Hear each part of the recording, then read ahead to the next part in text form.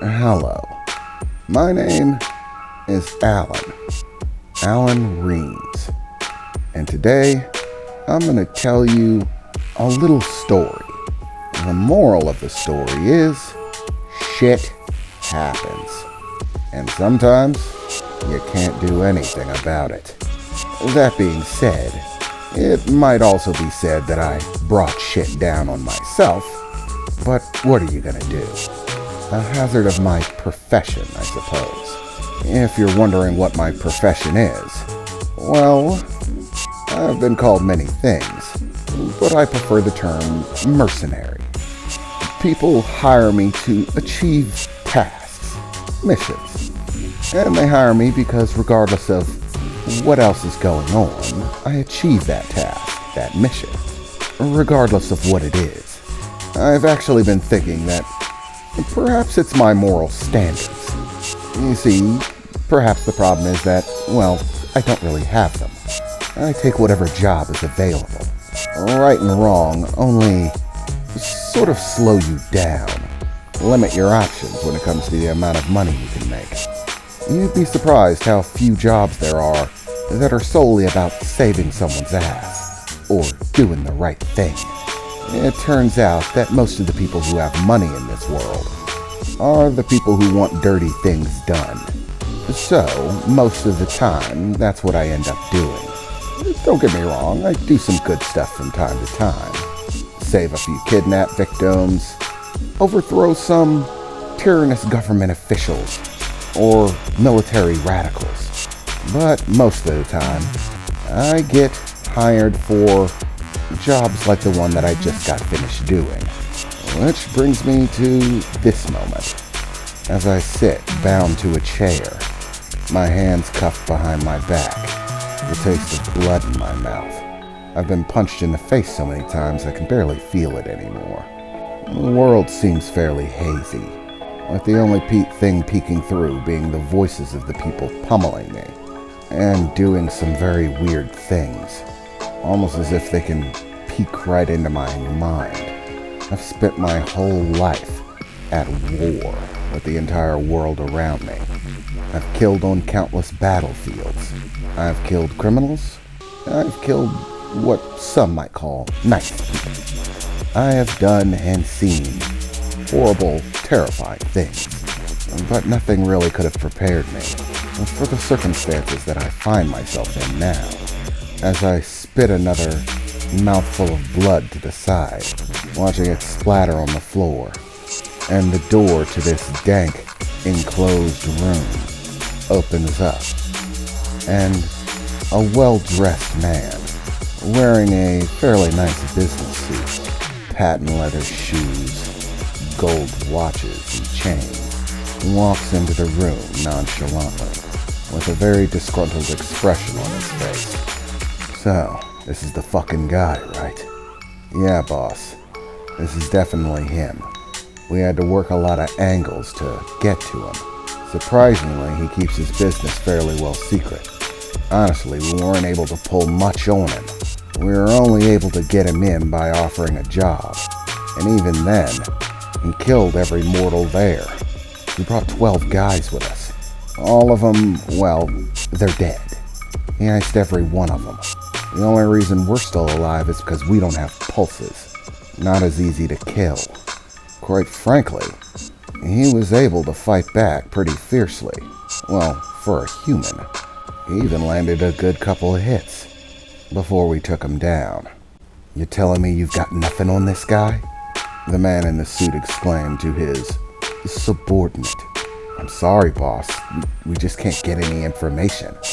No one really knows who he is. They know of his work, but nobody knows an identity. Any relevant information, family members that we can leverage. Nothing. And we've even tried gazing him at least a dozen times. His fucking brain's a steel trap. You can't pull anything out of it. Quite frankly, we're worried we're gonna fry his brain like an egg if we keep pushing. You're fucking useless. Get out of my face, the man in the suit said as he moved past his subordinate, coming towards me as one of the men nearby grasped a chair, setting it down in front of me. as the man in the suit sat down. A fairly tall, bald head, a few ought-not scars. A rough-looking individual to be wearing a high-class suit, but criminals tend to sort of have that look. "Do you know who I am?" the man in the suit asked, glaring me down. "Yeah, I know who you are. Oldest foreman. Age 42. Height 6'3". Weight 278. Current occupation. Leader of a criminal syndicate that runs a small section of Fahrenheit City. Fairly small time in comparison to the guys that run other syndicates. But you've been working your way up rather aggressively. I've got detailed information. So yeah, I know who you are." "Good. Then we can cut past all of the introductory bullshit," the man in the suit replied. "A few days ago, you accepted a job from one of my competitors. Intercepted the shipment of some goods that belonged to me. The goods were of extreme importance to me. They were paramount to my plans. Where are my goods? Do you even know what you stole?" As he says the words, my brain floats back to the original job offer. It was a fairly simple request.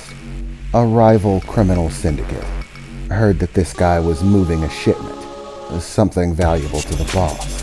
So, as it was valuable to him, they perceived it to be something of good value, worth, or at least that's the story they told me. However, there were definitely oddities. Pulling off the job was fairly simple. A hauler truck loaded up with several cases of goods. All I had to do was have someone stage a crash, block off the main road, send them on a little detour. Along the detour, take out the drivers, both gangsters.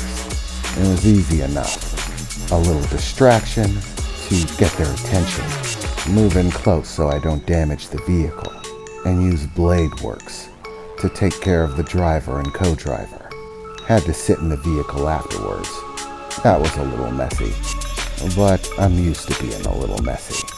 After that, I transported it to a location on the docks, a warehouse that had been cleared out, usually used to offload fishing boats, small ones. As I arrived, pulling the truck in, backwards so that it could be unloaded, I hopped out of the vehicle as large groups of men, all wearing rubber gloves and rubber aprons, mask covers and goggles over their regular clothing, rapidly began offloading the crates, moving them into position off the side of the opening, as this place usually helped offload small fishing docks, boats. The whole place was basically on stilts, sitting on the water, and yet enclosed, so no one could see what was going on inside. I sat back for a minute, waiting for my payment, watching them commence their work.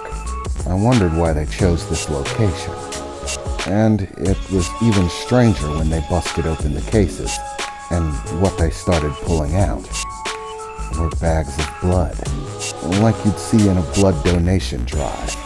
One by one, these dozens of men began taking the bags out of the cases, using razor blades to slash them open and pouring the blood into the water below, and then incinerating the bags in the furnace that kept the building warm. It was definitely strange, but also none of my business. It didn't take long for someone to show up with a very large briefcase. "Hey, you're the guy, right?" "Yeah, I'm the guy," I replied, sitting up, hopping off of the empty wooden crate that I was sitting on. "Is that my payment?" "Yeah, here you go," he said, handing me the case. As I took it within my grasp, he gave me an odd look as I began to walk away, without saying anything else. Aren't you a little bit curious about what's going on here? He said, as I stopped for a moment, turning to look over my shoulder at him. Curious? I don't get paid enough to be curious. Whatever you're doing, it's your business. Does it look weird? Hell yeah. But here's the important question. Do I give a fuck? The answer is no. As long as you pay me, you can do whatever you want. I don't really care what your end agenda or goal is. So long as the money is right and paid promptly, the business is good. Call me again if you need another job done, and have the money to pay it, I said as I turned away, walking off with my payment in hand. Surprisingly enough, the job paid a fair sum. I had some debts piling up that it helped me take care of fairly easily. But everything went to hell about a week later, when a squadron of guys busted into my hotel. I killed most of them, but about 4 lived through it. Not because they were particularly skilled, but because, for whatever the reason, no matter how many times I shot them, stabbed them and the like, they just wouldn't die. Surely enough they bled, but even with a bullet to the head, they wouldn't go down. Not to mention their absurd physical strength. I can normally overpower most people. I do work very hard to stay at the top of my profession in every way, and that includes physical strength being at its pinnacle.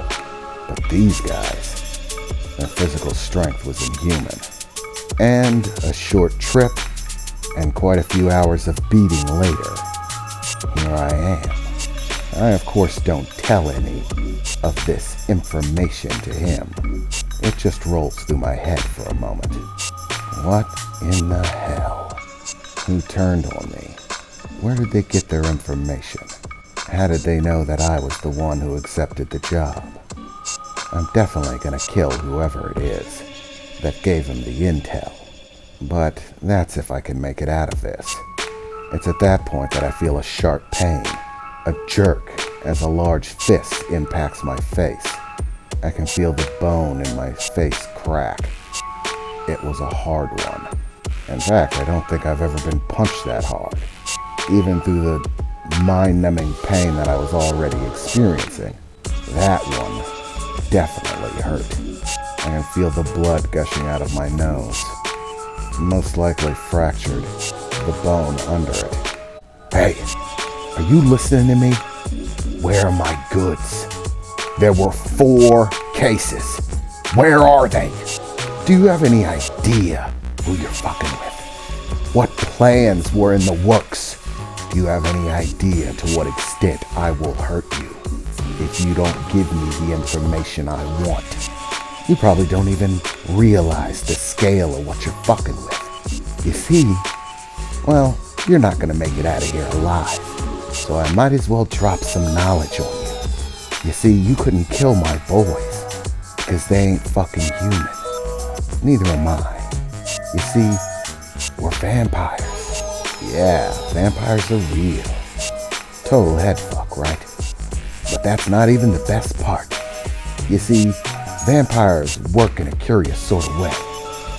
First off, the more powerful the vampire that sires you is, the more powerful that you are. And there are some fuck-all powerful vampires out there. Unfortunately, I'm a little bit farther down the totem pole. I got some juice, but it's nothing like the people up top. And yet, I gotta contend with them nonetheless. It's sort of a pain in the ass. You leave the moral quarter behind in order to gain immortality, physical strength, regeneration, countless other abilities, thinking that you're done climbing the totem pole, just to find out that there's another fucking totem pole behind it.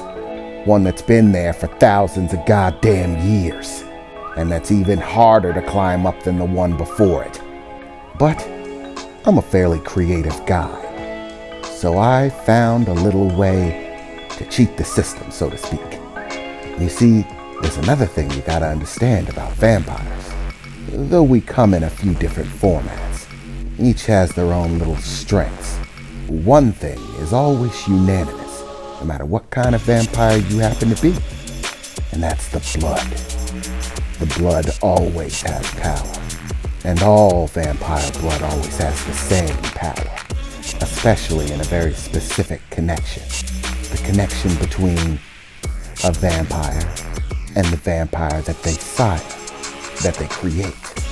You see, when you turn someone, make them a vampire like you give them some of your blood, and by giving them some of your blood, they change. They become a vampire and get a taste of your strength and abilities. Their strength echoes yours. They're weaker, of course, but the stronger you are, the stronger they become. But once again, that's not much use to me. As I said, I'm not high up the totem pole. So how do you combat forces that are so strong they've been around for thousands of years? Well, the same way you combat any force like that. With numbers. Big fucking numbers. So I put together a little plan. Everything was all lined up and ready to go. It's been in the works for decades. You think you have information on my identity? Give me a fucking break. That's just some crap that I had pressed through in the government. A false identity. Truth is, I'm about 90 years old. And I've been stacking this for a very long time. You see, what was in those cases was my blood. As I was saying, there's a very special connection between a vampire and the vampires that they sire. All it takes to forge is blood. A little bit of my blood given to them. And they change. They become a vampire like me. But with an added bonus on my part. Because the connection between a vampire and their sire allows the sire to have dominance, to enforce rule and order on those that he sires, no matter how many there are. A psychic connection that stretches across vast distances. If I send one of my boys across the goddamn planet, I can actually feel whether he's alive or not. Whether somebody iced him, and I can still cast orders to him. Like telekinetic communication. I don't have to know his name. I don't have to ever have met him. So long as they drink my blood, in turn, I own their ass. I can force them to do whatever I want them to. Give them an order to assemble in a location. Even if they don't know what the location is, they'll find out. They're compelled to follow the order, to do what I tell them to. And therein lies the loophole, the weapon. You see, I've been stacking blood for fucking years. I don't have an unlimited amount, you know. There's only so much I can give up on a daily basis. I do have things to do, and it took me a long time to store up my blood, and everything was ready to go. I had enough of it. I had the destinations all set up. The facilities were going to take my blood. I had people working in factories around the cities that were going to start slipping my blood into food and drinks all over this damn city. People wouldn't even know. They wouldn't realize when they were eating their dinner, drinking their beer at the bar, that the cook who prepared their meal put my blood in it. That one of the workers at the factory poured my blood into the vat that their beer was brewed in. People all over this city would start to turn in droves, and all of them would work for me. It was all planned out. Everything on its heels and ready to go. And the very day that the shipment was sent out, bound for the multiple destinations that would disperse it throughout the city, some fucking asshole hijacks my goddamn shipment, the individual said, as his face began to contort. His ears began to grow long. The edges of his mouth began to tear apart, revealing rows of razor-sharp teeth, long, inhumanly so, twisted, gnarled skin tearing itself apart as he opened a massive jaw, grabbing me by the throat, hoisting me into the air with a single hand, staring up at me with those terrifying jaws, his eyes beginning to bead a yellowish-green color as he glared me down, helpless in that chokehold. "Now, you're gonna tell me what you did with my blood, or I'm gonna eat you, down to the last bone. I'll make sure to tie your limbs off so you won't bleed out. You'll watch me eat you. First I'll do your legs, then your arms, taking off section by section until you're nothing left but a center stub, and you'll get to watch it all.